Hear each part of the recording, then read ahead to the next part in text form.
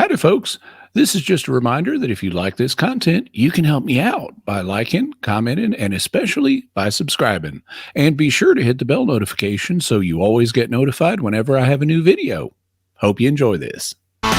Welcome back to Catholic Answers Live. Thanks for being here with us. We continue with Ask Me Anything with Jimmy Akin, our guest. Jimmy, senior apologist here at Catholic Answers and the proprietor of Jimmy Akin's Mysterious World, where each Friday, including today, you can find a new episode. At least that's been the case for the last 350 or so Fridays. So check them all out. Today's episode, I forgot. I'm all the way stuck back in the Zodiac episode, and so I'm sorry. I forgot. The Toynbee tiles. Oh, the Toynbee tiles, yeah. Yeah, weird. All right, the Toynbee tiles. Mm-hmm. Check it out at mysterious.fm or wherever you get your podcasts, or check it out on YouTube, where Jimmy's got all kinds of stuff going on at YouTube. All these questions that we have today, or for the whole day today, have come from the internet, and they got the questions to Jimmy, and Jimmy put them on a page for me, and I get to read them. Jimmy gets to answer them. So it's an Ask Me Anything, but it's the internet version of the Ask Me Anything. And this one comes from Beth, and Beth wants to know about Jimmy. Beth says, what does a day in the life of Jimmy Akin look like? I know so many of us are in awe of your depth and breadth of knowledge. It would be interesting to see how you structure your day with learning, etc. Well, of course, I have things going on other than learning. So in order to explain how I structure my day to include learning, I guess I need to mention a few other things. Basically, I wake up sometime between 6 a.m. and 8:30 a.m. And as soon as that happens, I roll out of bed, I get dressed, and I make the long commute from my bedroom to my home office, which is, 15 feet or so. And but once I get to my home office, I check my email, and I have certain web pages I check. I check a news aggregator. I have a science news aggregator that I check every day. It's called Real Clear Science. And I may check a few other things. There's a news aggregator I sometimes check. That's instapundit.com for people who are curious. And then I wish everybody on Facebook who has a birthday, happy birthday. And then I start on whatever the work of the day is. And I have a calendar that I keep where I have my appointments. And my appointments are they're things where I interact with other people, most of them. Like if I need to do a pre-record for Catholic Answers Live, then okay, that's going to go on the calendar. Or if I have a meeting that I need to attend, like a Catholic Answer staff meeting, then that'll go on the calendar. And so I basically have my appointments, and I make sure that I get ready for my appointments. So like the day before, I do a pre-record for Catholic Answers Live, either the day before or even longer than that, before I get the questions ready for it. So I have all my work done to prepare for the meetings in order to have the meetings be effective. Beyond that, I have open spaces. And what I do in the open spaces, that's when I do my learning. Now, I answer email, of course, and at least to the extent I can, which, I can't always, but I'll answer people's questions by email sometimes. And I do research on various projects, and one of the key ways that I learn is by writing about the research I'm doing. So if I'm preparing, for example, an episode of the Jimmy Akin podcast, not the same as Jimmy Akin's Mysterious World, I'll be writing a script for it, and I'll be doing some research for that script. And it's just like in school, when you take notes on the lecture you're hearing, you learn the material better. And in the same way, if I am doing research and I'm reading material or watching material or listening to material to learn about a subject, it helps if I write a script based on that, so that it drills down. It's the effective equivalent of note taking. It also forces me to figure out how to express what I've learned in a useful way for others. That's something I put a high priority on, is being able to communicate in an effective way to people, even if they don't have a technical background. in something.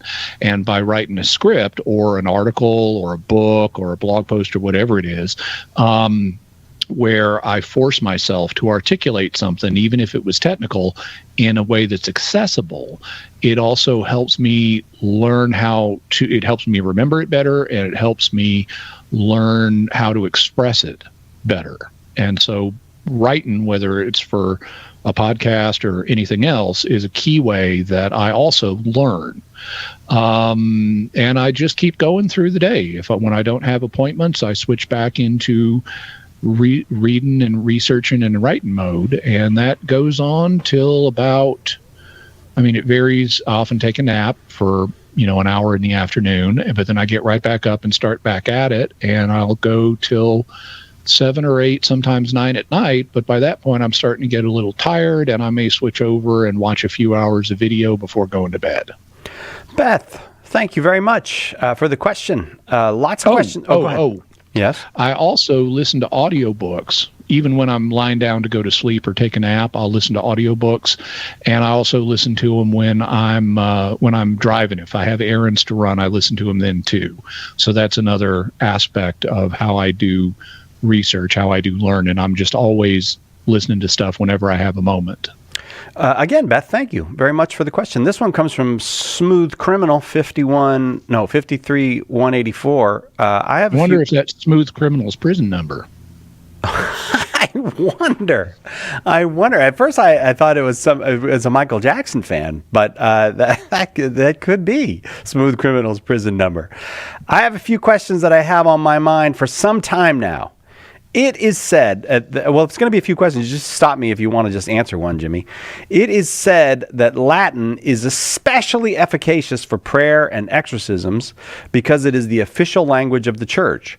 My question is this: for an Eastern Rite Catholic who would be under the authority of their church's head, although the Pope's authority is, of course, universal and preeminent, and have their own codes of canon law, would the native language of that church be more efficacious or similar in efficacy to prayers in Latin? Or would this only apply to the ancient languages? For example, Latin, Greek, Aramaic, Coptic, Hebrew, and possibly Church Slavonic and Arabic? Well, the only way to settle this question would be by doing experiments, and nobody has actually experimented in this way. So we don't have a definitive answer.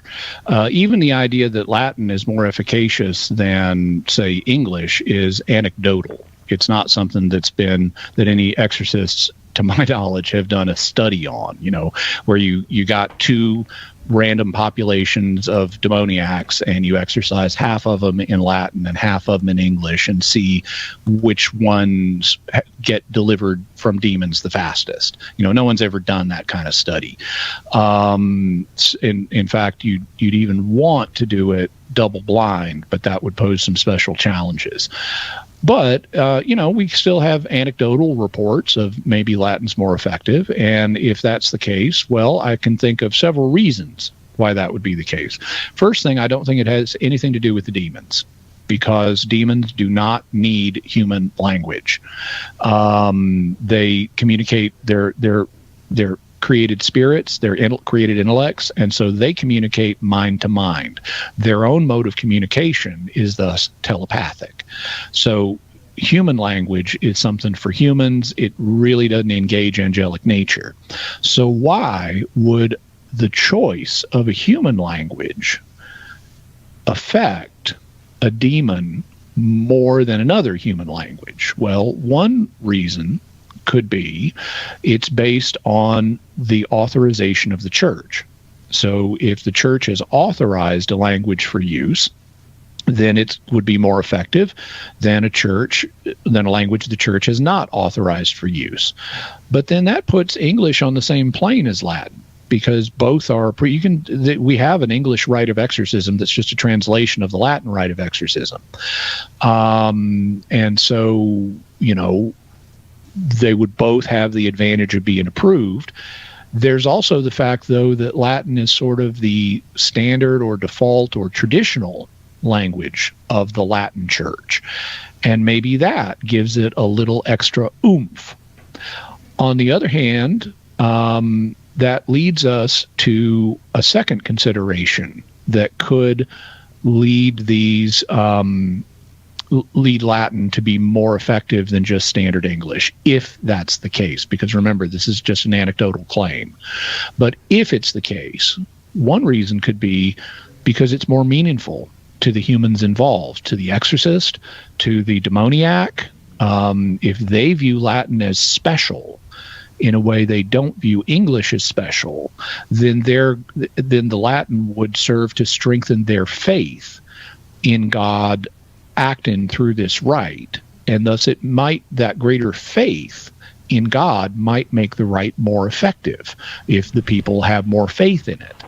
And so if the exorcist believes that Latin is going to be more effective, then it could be more effective. If the demoniac believes that Latin is going to be more effective to help free them of the demon, then that might make it more effective. So I can see both the authorization of the church and the psychological effect of Latin playing a role here. All the same principles would therefore apply to any other language that an exorcism is authorized in, either elsewhere in the Catholic Church or outside of the Catholic Church, because you don't have to be a Catholic to kick bad spirits out of people. It's actually, exorcistic rites are very common all over the world in other religions too. And even Jesus acknowledged, for example, there were Jewish exorcists who were legitimately driving out demons. In any event, if you're, let's say, in an Eastern Rite of the Catholic Church, let's say your church uses Greek or Aramaic or Old Church Slavonic as its traditional language, and the rite is authorized in one of those languages, well, then it'll have the authorization efficacy. And if psychologically people involved, either the exorcist or the demoniac or the assistants, view that language, whether it's Greek or Aramaic or Old Church Slavonic, as this is going to be extra effective, well, then that would help increase your faith and help make it extra effective. So I don't think it has anything to do with the age of the language in particular. It's not like demons care about old human languages, because they don't care about human language at all. But the effect of the language on the humans who are participating, that I can see having a notable effect by virtue of increasing their faith as the rite is performed, as well as the authorization that the church has given to that language.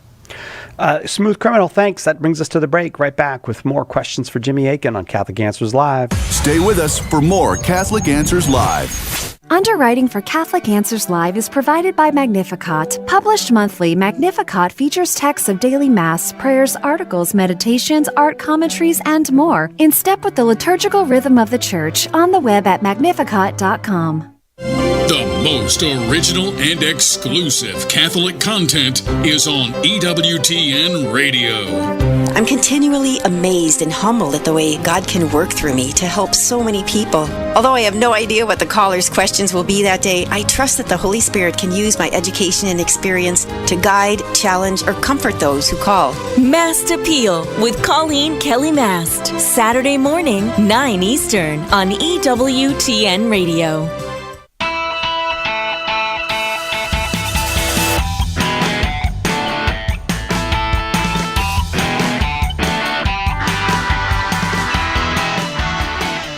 Welcome back to Catholic Answers Live. Jimmy Akin is our guest. It's Ask Me Anything, and all the questions are in. It's an internet version of Ask Me Anything, and this one comes from Sayantan. And what are your thoughts, Jimmy, about whether animals and our pets can be in heaven with us or not? Well, going back to Aristotelian philosophy, it was believed that the soul of an animal, which is what's known as a sensitive soul rather than a rational soul like humans have, is something that doesn't survive death, according to various medieval theologians like St. Thomas Aquinas. And that's kind of been a default opinion for many through Christian history. But it is not a matter of church teaching. So this is just theological speculation on the part of Aquinas and those who agree with him. And therefore, the opinion has no greater weight than the arguments that can be brought forward in its favor. So I actually did an episode of Mysterious World on this topic. It's episode 203. So you can find it by going to mysterious.com/203.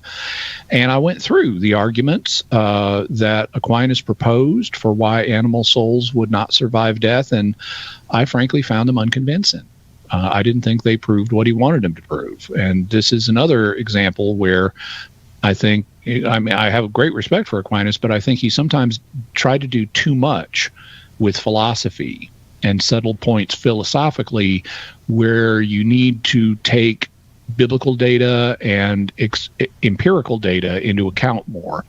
And it so happens we have some empirical data that would support the existence of an afterlife for at least some animals. People have what are known as near-death experiences, where they clinically die and they continue to have conscious experiences, and then the doctors are able to restart their hearts and they can come back and tell us about these experiences.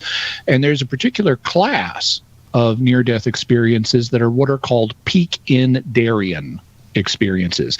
The phrase peak-in-Darien, it comes from an old poem. We won't worry about that.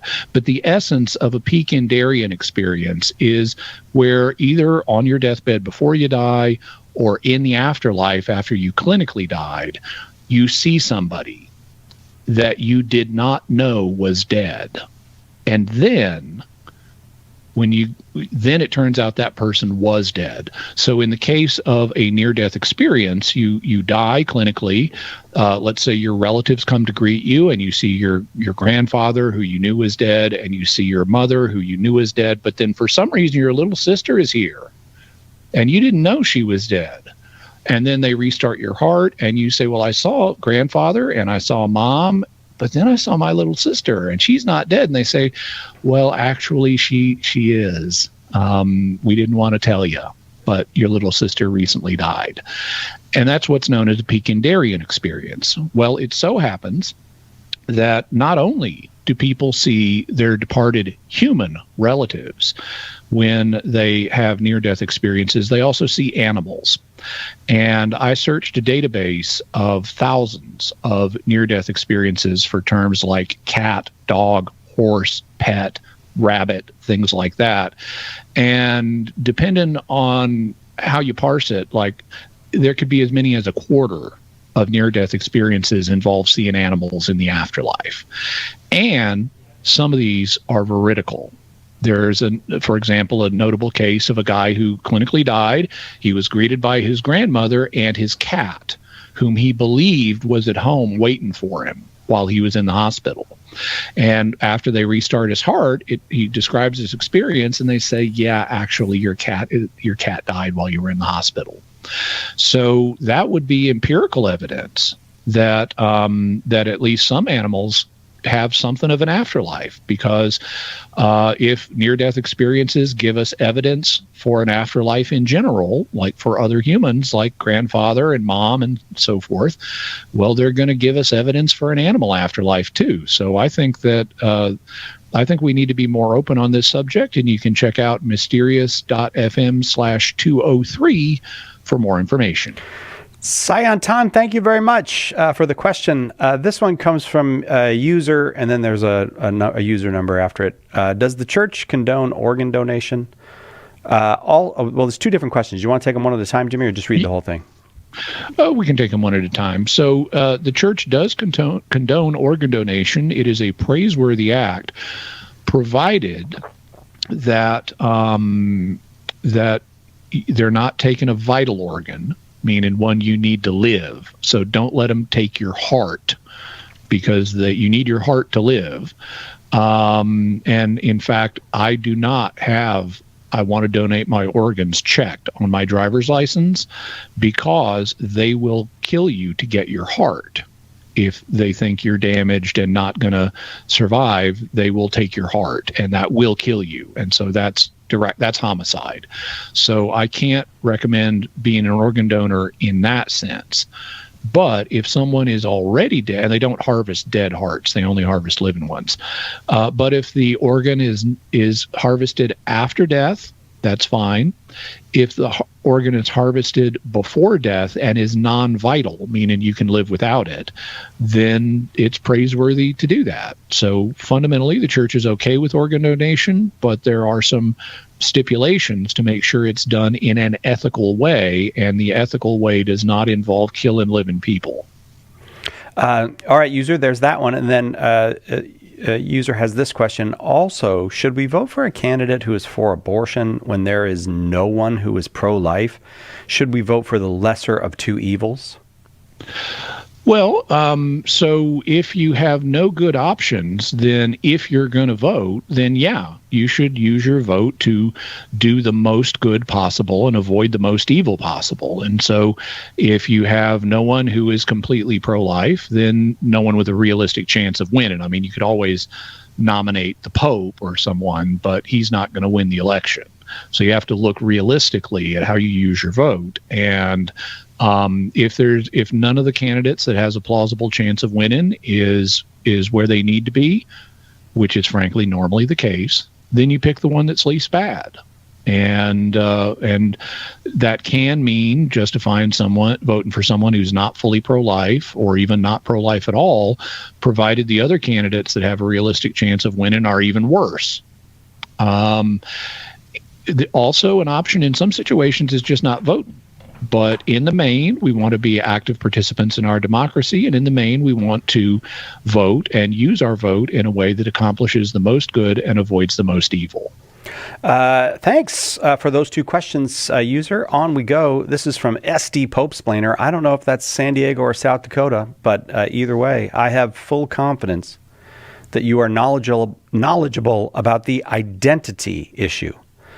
What would you offer in Scripture and the Catechism to someone who identified as a furry? Well, I know some on this question, but frankly, I haven't really, I haven't thought too much about furries. I'm aware of the concept. I have never spoken with someone who claims to identify as an animal, which is my understanding of what a furry would be. I've certainly never talked to anyone who's really serious about it.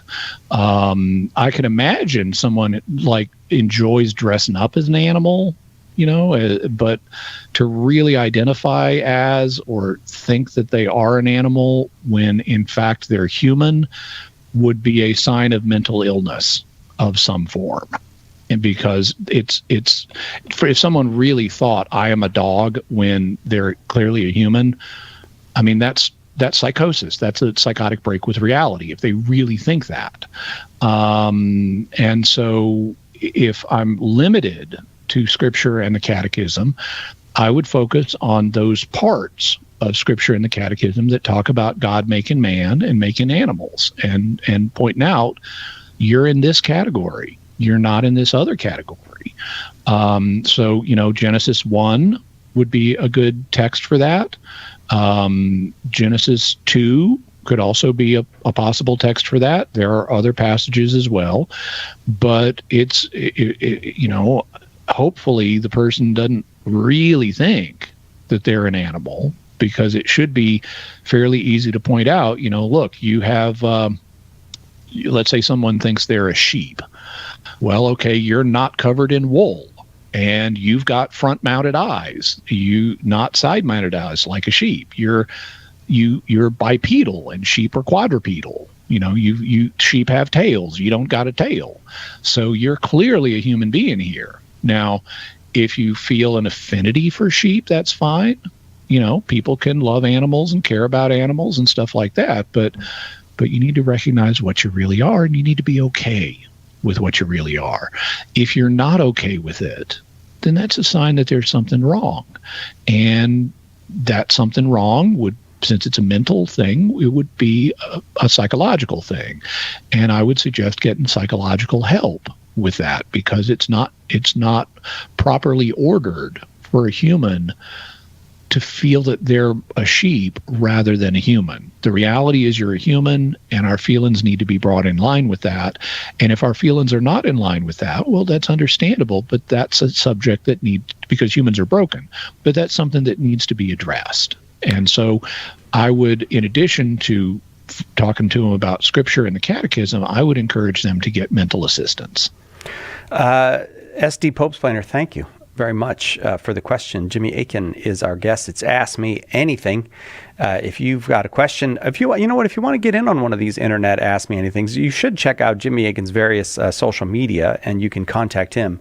You're always welcome to send us an email at radio@catholic.com, and we'll gather them up and we'll get them to Jimmy and try to get your question on the air. It's a lot of fun to do these internet, and a lot of times it makes it available to people who aren't available to pick up the phone and call while we're on the air. So maybe you're in a time zone or a country or a situation that makes it difficult to call, and you'd like to get in on one of these internet Ask Me Anythings. Radio@catholic.com, or just get it to Jimmy one way or another, and we'll do our best to get it on. We got lots more to come right after this on Catholic Answers Live. Many people have forgotten just how revolutionary the Bible creation stories are. But the first 3 chapters of Genesis are a powerful challenge to anyone in any generation who would undervalue human lives. In the Beginning, the new book by Monica Migliorino Miller, will take you on a fantastic journey through the first chapters of Genesis, unfolding the richness of life as God sees it. Get In the Beginning today at shop.catholic.com or ask for it at a good Catholic bookstore. When it comes to Catholic teachings about Mary, there's one question we hear more than any other. Where is that in the Bible? The answer? Everywhere.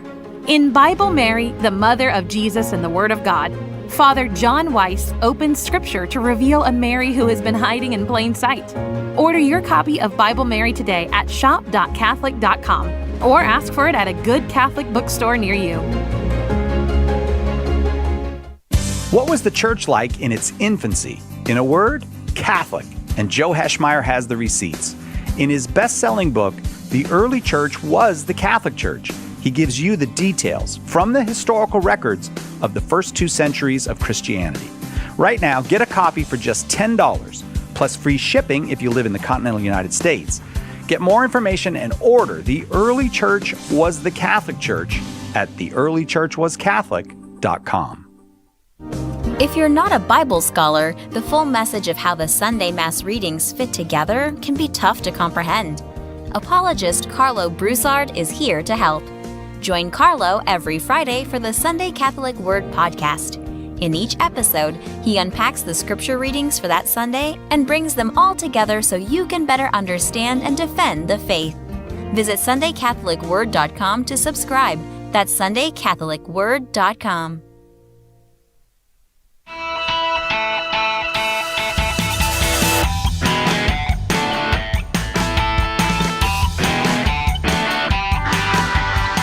Welcome back.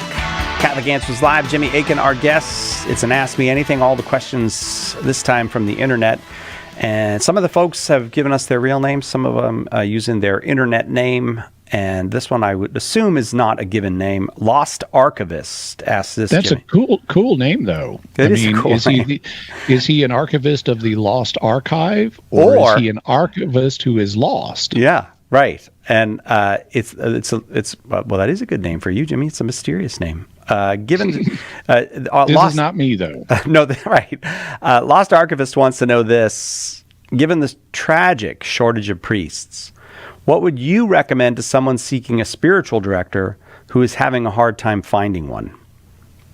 Well, there are a number of options. One of the things that I've done in the past is seek a spiritual director not from not a diocesan priest, because they're often very busy with parish life, but and don't necessarily have a lot of time. But I've gone to monasteries and had a spiritual director who lives at the monastery, and their life is a little bit different because they're focused around the activities of the monastery, so they're keeping busy that way, but they don't have the the same pastoral demands that a parish priest does. So that's one possibility.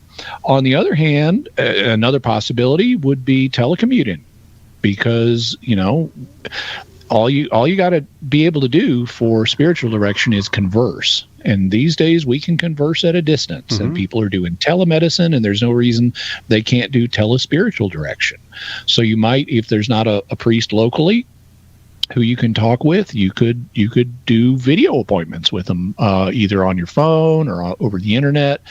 You want to make sure that you're talking in a secure way if you're talking about anything sensitive, but you could do that. People, like I said, people do telemedicine, they do telecounseling, they could do telespiritual direction, and that again would be open to both diocesan priests and monastic priests.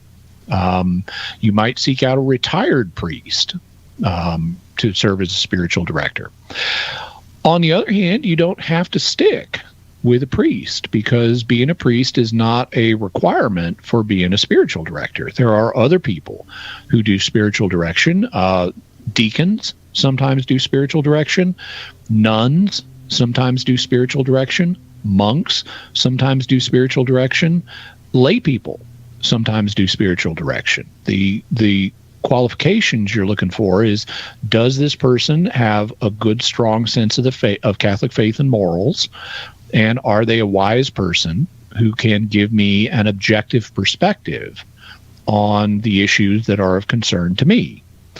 And so don't limit yourself to a priest if you have trouble finding a priest. I've even had requests to be spiritual director before. Unfortunately, I don't have time to. But you don't have to limit yourself to just a priest, because what you're really looking for is someone that has a firm grasp of Catholic faith and morals, and who has the ability to converse with you and give you an objective and wise perspective on the issues that are of concern to you in your own spiritual life. I hope that was helpful to you, Lost Archivist. Thank you very much for the question. This next one comes from CW4821. I'd like your advice on what to tell my 9-year-old about Blessed Imelda Lambertini, the young girl who reportedly died of joy upon receiving the Eucharist. After hearing about Blessed Imelda, my 9-year-old is scared that the Eucharist will kill her too. And for my own curiosity, do you know if this is a documented account or more of a pious legend? Thanks. Well, this is apparently more of a documented account. Imelda Lambertini, Blessed Imelda Lambertini, lived in the 1300s. Memory serves, she actually died at 11 rather than 9, if I recall correctly. But apparently the account was documented fairly early on, so this is not like a legend that happened, that is first recorded hundreds of years after the person allegedly lived. This is something we apparently have contemporaneous information about. And she was declared blessed in the 1800s and is in fact a patron saint of first communicants. The account of it that you may have heard, though, may not be fully accurate. My understanding is, Imelda had asked to receive Holy Communion at age 5, which is earlier than was customary in her day. It is possible for a child to receive communion that early. In fact, I've heard it reported that Pius XII would sometimes give communion to children who were age 5, but it wasn't common in Imelda's day. It was common at a later age. And she then joined a convent, and she continued to request the Eucharist. And then at a certain point, one of the, priests who was present saw like a special sign over her, like the Eucharist appearing above her head. And he took that as a sign to go ahead and give her communion. So he did. And then and she didn't just die of joy. That you may have heard someone say that, but that is not what's in the account I've read. In the account I've read, there was this miracle where, like, a priest saw the sign of the Eucharist above her, took that as a sign to go ahead and give her communion. He gives her communion. Then she goes back to her pew to say prayers, and then stuff kind of goes on. And then, the life of the monastery goes on. Eventually it gets time for a meal, so they come looking for Imelda, and one of the sisters, sees her and calls her name, but she doesn't move. And so she goes up and taps her, and at that point they realize Imelda's dead. And so it wasn't that she received the Eucharist and was so overjoyed she just died. That's not what happened. She received the Eucharist, she went back to her pew to say prayers, and then at some unknown point she died. And given that her receiving communion in the first place was preceded by a miraculous sign that told the priest, go ahead and give her communion, this could have been God's way of ensuring that she received communion before she died. She may have had some medical condition that was going to mean she would go to be with God that day, and God wanted to make sure that she did get the communion that she wanted before that happened. And so what we can say is that she received communion near the time she died, but that doesn't tell us that she died because she received communion. It very well may be she was going to die anyway, and God made sure that she got communion before she died. So I would say this is so that's one reason why your daughter need not fear this, unless, there's a miraculous sign just before she gets communion that, we're not even in the same situation. And even if there was a miraculous sign, it wouldn't mean the same thing is going to happen. Fundamentally, this is a rare situation. This is like the only time that has come to public attention that this has ever happened in 2,000 years. And there have been billions of Catholics in the last 2,000 years receiving Holy Communion, and they just don't get killed when they receive Holy Communion. So given all that, I would say that your 9-year-old really doesn't have anything to worry about here. Communion is a sign of God's love for us, and we should receive it as an act of love for him. And we don't really need to worry or be afraid. This is an anomalous situation, and Jesus is not trying to kill us by coming to us in communion. He's trying to love us by coming to us in communion. CW, thank you for that. I hope that was helpful for you and for your daughter. This one comes from Alistair. The strongest challenge I ever heard from a Protestant about the Assumption is, how can the Catholic Church dogmatically declare that the Assumption was believed at all times by the Church when there is literally no evidence anywhere in the Bible, Church Father writings, or apocryphal writings of the first century? Okay, so we've got an artificial limitation here to the first century.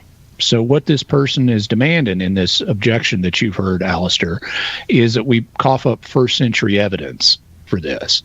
Well, the vast majority of Christian literature that people are familiar with from the first century is the writings of the New Testament. But is it true that the New Testament doesn't contain anything about the Assumption? Well, actually, that's debatable, because we have Revelation 12, where John sees a woman in heaven who gives birth to the Messiah, and she's caught up.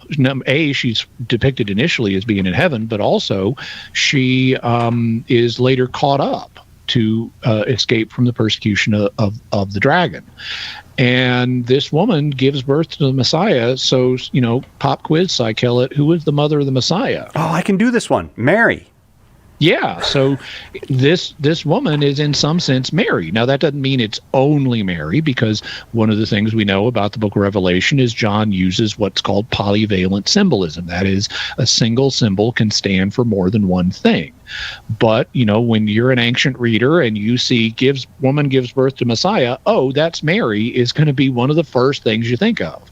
You may also notice, okay, so she's clothed in the sun and has the moon at her feet and has a crown of 12 stars. That sounds like Jacob's dream in Genesis, so she could also represent Israel, or the spiritual Israel, the church. So there can be other dimensions to who this woman is too, but Mary's one of them. And given that she's depicted as being in heaven and as being caught up to get away from the devil, both of those could be references to the Assumption. So I would say the claim is not proven that there is no reference to it in first century Christian literature. The second, or in the New Testament, this passage is arguably exactly that. So, well, what about outside of the New Testament? Well, the thing is, we have very little that's outside of the New Testament from the first century. And if you pick many Christian doctrines, it takes a few centuries before we have a record of it. And simply because of how little literature we have from the first century, you cannot expect every given doctrine, especially doctrines of a lesser nature, to be reflected in first century literature. What we can say about the Assumption is it is reflected in literature that dates from the 200s and 300s. But if you're imposing an artificial constraint of the first century, then you're asking for an unreasonable test, because there is so little from that time period that we cannot expect that it would be mentioned in the literature we have, given how little of that literature has survived. That will bring us to the break. Alistair, thank you very much for the question. Right back with more Ask Me Anything with Jimmy Akin on Catholic Answers Live. You're listening to Catholic Answers Live. Underwriting for Catholic Answers Live is provided by Real Estate for Life. Real Estate for Life connects homebuyers and sellers to real estate agents while supporting pro-life organizations. On the web at realestateforlife.org. Hi, this is Mike Aquilina with a few words about St. Basil the Great. St. Basil is known as a pastor and thinker. He wrote theological masterpieces still read today. But he was also a builder who found new institutional forms for Christian charity. He built a complex that included a hospital, a hostel, a soup kitchen, a trade school. It was so vast it was called the New City, like the New Jerusalem coming down from heaven. Who was the first Catholic in your family? Were they evangelized by a friend, a coworker, a stranger? Did you ever think that you could be that person that God uses to save a soul? And that soul could save their family, their grandchildren, and generations to come. At St. Paul Street Evangelization, a Catholic nonprofit, we train, equip, and mobilize Catholic disciples to do the urgent work of evangelization. Catholic Answers is supported in part by St. Paul Street Evangelization, streetevangelization.com.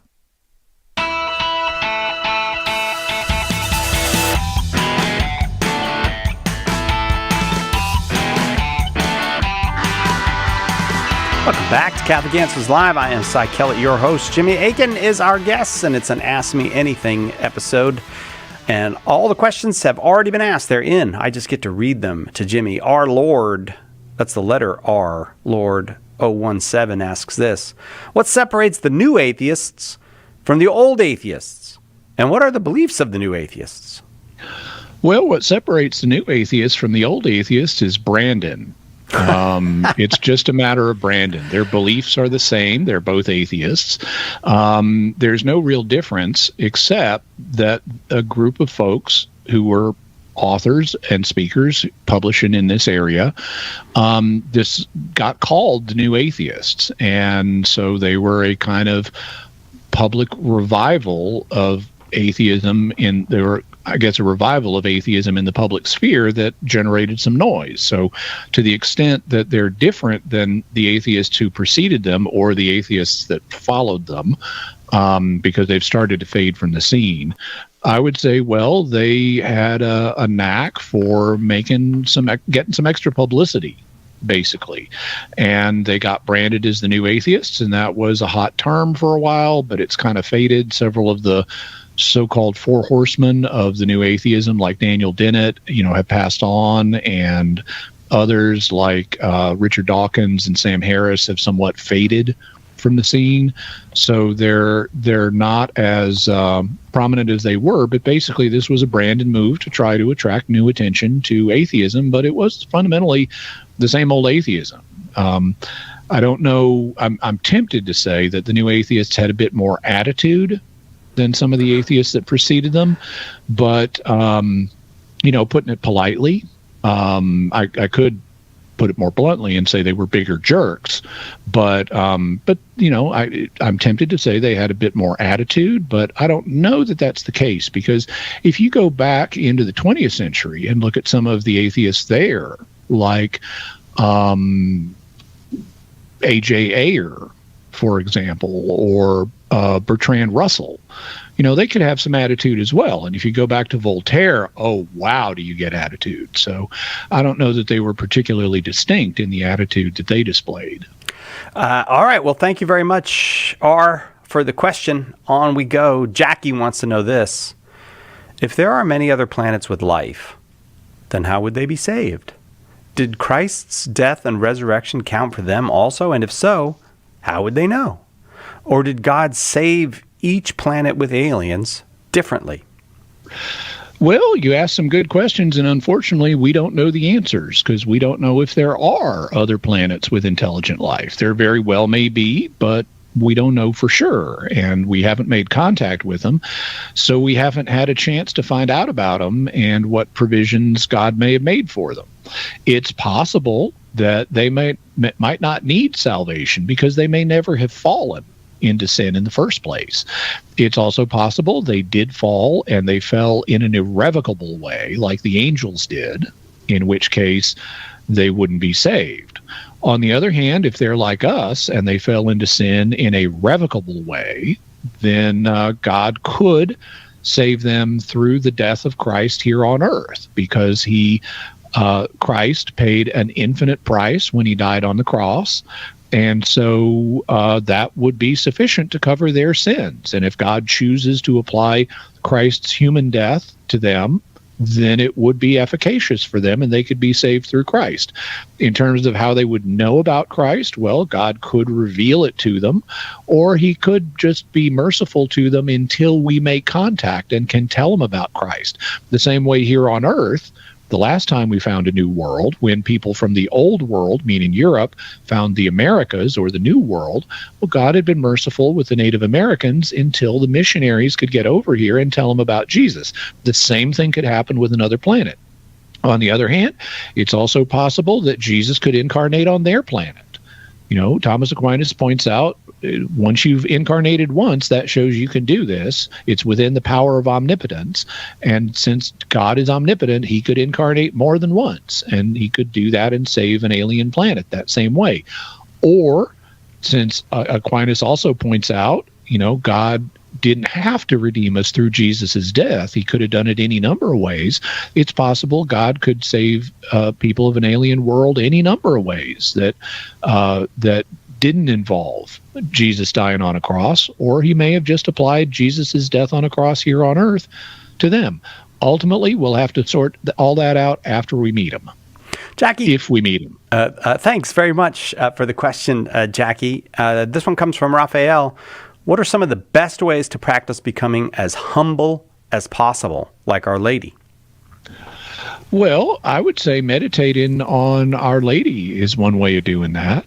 Thinking about, even though she's the mother of God, she doesn't show herself off. She's barely in the New Testament. I mean, she is there, but it's not all about her. And and that reflects her son's will, and therefore that reflects Mary's will. Mary endorses the will of her son, and she wants her son to be the focus. So thinking about ourselves in relation, and Mary's example is a way to grow in humility, to realize it's about him. It's not all about us. And we don't need to have, super prominence. Also, in a practical way, deferring to others, it's something that's recommended in the New Testament. Jesus says, take a lower seat and wait for someone to move you up higher. Don't just assume the more prominent seat. at a banquet. Well, in the same way, look for opportunities in our lives to serve others and be humble and defer to others and not press our rights and not press ourselves forward, and generally be a loving person. I mean, one of the things is humility is a direct outgrowth of love. So, and love, as we know, is God's highest priority. That's why it's the two great commandments: love God and love your neighbor. So if you genuinely think about how can I be loving to other people, that's going to put you in a position of humility. And so the more you can genuinely love other people, the more humble you're going to end up being. And the more you're going to be fulfilling the commands that God is most concerned that you fulfill. Raphael, thank you very much for the question. On and on we go because there's a few more minutes left and there's lots of questions here. Jackie asks, is it possible for your guardian angel not to like you or something about you? For example, maybe your guardian angel doesn't like the same kind of music you listen to. I wonder if a guardian angel ever feels like they preferred getting someone else to guide. Well, I would say on that last question, no. I think every guardian angel, because they're confirmed in goodness and blessedness, is going to be happy there with the person they're guarding. It's not like, oh, I got this guy, I wish I had someone else. They don't think that way. They may recognize I have greater challenges as a guardian than some of my fellow guardians, but they're up for those challenges. So they're not going to be unhappy about having you as a charge. Does that mean they're going to approve of everything that you do? Of course not. That's one of the reasons you need a guardian, is to help protect you from some of the mistakes that humans make. So, if you're listening to satanic death metal thrash rock or whatever, your guardian angel is not going to approve of that. On the other hand, if you're not listening to anything bad, let's say you're listening to country rock, it's not like your guardian angel is going to say, oh, he really should be listening to country rather than country rock. That's something that angels are not really going to care about, human music. That's kind of like we don't really care about, does my dog prefer to eat, this kind of meat or that kind of meat. It's like, whatever my dog prefers, that's okay. That's a dog thing. I don't really have an opinion on what a dog's tastes are. And in the same way, there's a lot of stuff about you and me that our guardian angel is not really going to have an opinion about because it's not really relevant to his job guarding us. It's only going to be on the things he's really going to be concerned about is my human doing good stuff or is he doing bad stuff? So yeah, they would have, if you're doing something bad or something that's not helpful, then yeah, they wouldn't prefer that, but they're still up for guarding you and they care about you and they're looking out for you. They got your back. All right, Jackie, thanks very much for the question. This one comes from Trent.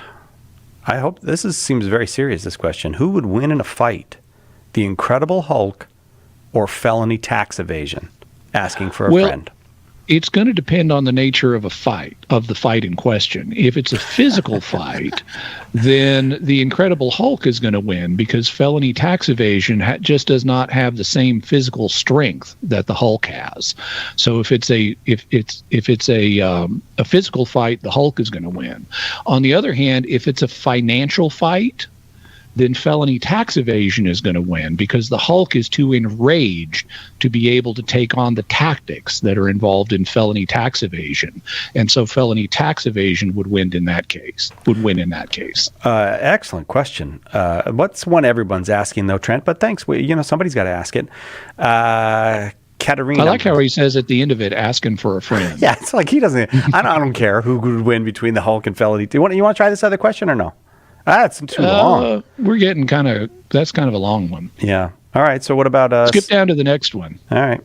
Bill, why was it necessary for the church to make the Immaculate Conception and Assumption into dogmas versus leaving them as non-mandatory for belief teachings? Well, it wasn't necessary, but necessity is not the only criterion when it comes to proclaiming something definitively. The fundamental criterion is truth. If something's true, then it can be proclaimed infallibly. And it was true that that Mary was immaculately conceived and that she was assumed into heaven. And Pius IX and Pius XII chose to infallibly define it. For example, a parallel would be the existence of angels. That's not a major doctrine, but it is in the Bible, and it could be infallibly defined because it's true. And in the same way, these popes determined that this is true, and they wanted to make that abundantly clear, which is what infallible teaching is. Bill, thank you for the question. Thanks, everybody, for the question. Thank you, Jimmy, for being here with us for 2 hours. My pleasure. And that will do it for us. If you want to get your questions to us, shoot them over to radio@catholic.com or get them to Jimmy if you want to be on the next internet Ask Me Anything. We'll see you next time, God willing, right here on Catholic Answers Live. And before we go, just one more reminder that if you like what you've watched, you can help me out by liking, commenting, and especially by subscribing. I'm trying to grow my channel, and I'd really appreciate your help. Thank you, and God bless you.